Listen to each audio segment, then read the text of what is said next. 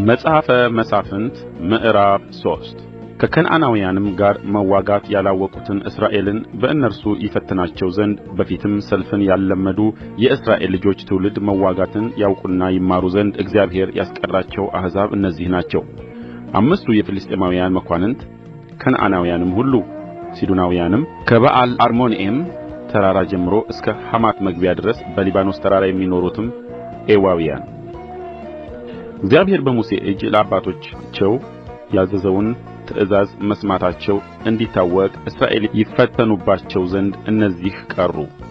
የእስራኤልም ልጆች በከነዓናውያን በኬጢያውያንም በአሞራውያንም በፌርዛውያንም በኤዊያውያንም በኢያቡሳውያንም መካከል ተቀመጡ። ሴት ልጆቻቸውንም አጋቡአቸው። እነርሱም ሴቶች ልጆቻቸውን ለወንዶች ልጆቻቸው ሰጡ፣ አማልክቶቻቸውንም አመለኩ። የእስራኤልም ልጆች በእግዚአብሔር ፊት ክፉ የሆነውን ነገር አደረጉ። አምላካቸውንም እግዚአብሔርን ረስተው በኣሊምንና አስታሮትን አመለኩ። ስለዚህ የእግዚአብሔር ቍጣ በእስራኤል ላይ ነደደ። በመስጴጦምያ ንጉሥ በኵሰርሰቴም እጅ አሳልፎ ሰጣቸው። የእስራኤልም ልጆች ለኵሰርሰቴም 8 ዓመት ተገዙለት። የእስራኤልም ልጆች ወደ እግዚአብሔር ጮኹ። እግዚአብሔርም የሚያድናቸውን አዳኝ የካሌብን የታናሽ ወንድሙን የቄኔዝን ልጅ ጎቶንያልን አስነሣላቸው። የእግዚአብሔር መንፈስ በእርሱ ላይ መጣ፣ በእስራኤልም ላይ ይፈርድ ነበር። ለሰልፍ ወጣ።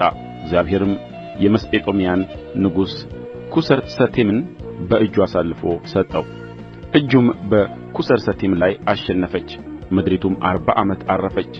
የቄኔዝም ልጅ ጎቶንያል ሞተ። የእስራኤልም ልጆች በእግዚአብሔር ፊት እንደ ገና ክፉ ሥራ ሠሩ።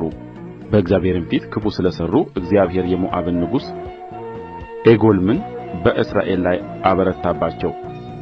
የአሞንን ልጆች አማሌቅን ወደ እርሱ ሰበሰበ።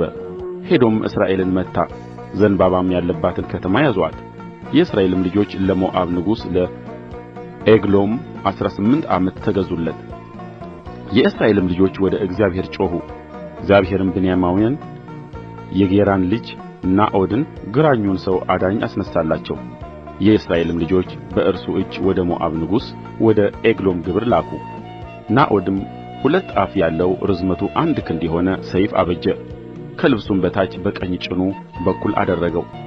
ለሞዓብም ንጉሥ ለዔግሎም ግብሩን አቀረበ። ዔግሎምም እጅግ ወፍራም ሰው ነበረ። ግብሩንም ማቅረብ በጨረሰ ጊዜ ግብር የተሸከሙትን ሰዎች ሰደደ። ናዖድ ግን በጌልገላ ከነበሩት ትክል ድንጋዮች ዘንድ ተመልሶ ንጉሥ ሆይ የምሥጢር ነገር አለኝ አለ። ንጉሡም ዝም በል አለ። በዙሪያውም የቆሙት ሁሉ ወጡ። ናዖድም ወደ እርሱ ቀረበ። እርሱም በሰገነት ቤት ለብቻው ተቀምጦ ነበር። ናዖድም የእግዚአብሔር መልእክት ለአንተ አለኝ አለ። ከዙፋኑም ተነሣ። ናዖድም ግራ እጁን ዘርግቶ ከቀኝ ጭኑ ሰይፉን ወሰደ፣ ሆዱንም ወጋው። የሰይፉም እጀታው ደግሞ ከስለቱ በኋላ ገባ። ስቡም ስለቱን ከደነው። ሰይፉንም ከሆዱ መልሶ አላወጣውም። በኋላውም ወጣ። ናዖድም ወደ ደርቡ ወጣ፣ የሰገነቱንም ደጅ ዘግቶ ቈለፈው። ናዖድም ከሄደ በኋላ ባሪያዎቹ መጡ። የሰገነቱም ደጅ ተቈልፎ ባዩ ጊዜ ምናልባት በሰገነቱ ውስጥ ወገቡን ይሞክር ይሆናል አሉ። እስኪያፍሩም ድረስ እጅግ ዘገዩ። የሰገነቱንም ደጅ እንዳልከፈተ ባዩ ጊዜ መክፈቻውን ወስደው ከፈቱ። እነሆም ጌታቸው በምድር ወድቆ ሞቶም አገኙት። በዘገዩበትም ጊዜያት ናዖድ ሸሸ፣ ትክል ድንጋዮችንም አለፈ፣ ወደ ሴይሮታም አመለጠ። በመጣም ጊዜ በተራራማው በኤፍሬም አገር ቀንደ መለከት ነፋ። የእስራኤልም ልጆች ከእርሱ ጋር ከተራራማው አገር ወረዱ። እርሱም በፊታቸው ሄደ። እርሱም እግዚአብሔር ጠላቶቻችሁን ሞዓባውያንን በእጃችሁ አሳልፎ ሰጥቶአልና ተከተሉኝ አላቸው። ተከትለውትም ወረዱ።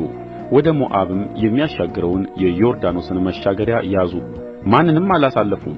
የዚያን ጊዜም ከሞዓብ 10,000 የሚያህሉትን ጎልማሶችና ጽኑዓን ሁሉ መቱ፣ አንድ እንኳን አላመለጠም። በዚያም ቀን ሞዓብ ከእስራኤል እጅ በታች ተዋረደ። ምድሪቱም 80 ዓመት ዐረፈች። ከእርሱም በኋላ የዓናት ልጅ ሰሜጋር ተነሣ፣ ከፍልስጥኤማውያንም 600 ሰው በበሬ መውጊያ ገደለ። እርሱም ደግሞ እስራኤልን አዳነ።